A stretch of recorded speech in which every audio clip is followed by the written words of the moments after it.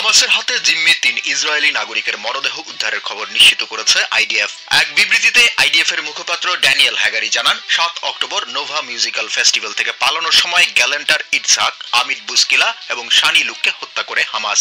বিশ্বস্ত সূত্রের বরাত দিয়ে তিনি জানান, ৩ ইসরায়েলের মরদেহ গাজায় জিম্মি করে রেখেছিল হামাস। Shani look, Amit বুসকিলা, ইটসাক লেরেন্টার।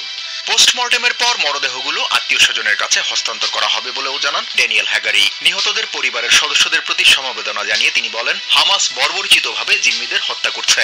শেষ মুহূর্ত পর্যন্ত হামাসের হাতে জিম্মি ইসরায়েলি নাগরিকদের উদ্ধারে আইডিএফ চেষ্টা করে যাবে বলেও অঙ্গীকার করেন তিনি। We will leave no stone unturned. We will do everything. হামাসের হাতে জিম্মি ৩ ইসরায়েলের মরদেহ কোন জায়গা থেকে উদ্ধার করা হয়েছে সে বিষয়ে কিছুই জানায়নি আইডিএফ। এদিকে গাজার উত্তরাঞ্চল এবং সীমান্তবর্তী রাফা শহরে হামলা জোরদার করেছে তারা। ইসরায়েল সরকারের বরাত দিয়ে এমএসএনবিসি জানায়, ৩টি মরদেহ উদ্ধারের পর এখনো ১৩২ জন ইসরায়েলি নাগরিক হামাসের হাতে জিম্মি অবস্থায় আটক রয়েছেন। এর আগে অন্তত ৩৫ জন জিম্মির মৃত্যুর খবর জানায় তারা।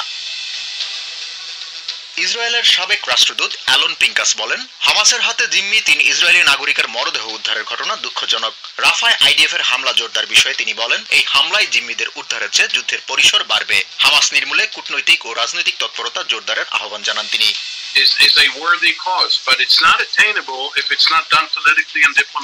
ইসরায়েলের প্রধানমন্ত্রী বেঞ্জামিন নেতানিয়াহুর সমালোচনা করে অ্যালন পিঙ্কাস বলেন, এই খবরে নেতানিয়াহু বিচলিত নন। হামাস নির্মূলে গাজায় চলমান অভিযানকে নেতানিয়াহু রাজনৈতিকভাবে ব্যবহার করছেন বলেও অভিযোগ করেন তিনি।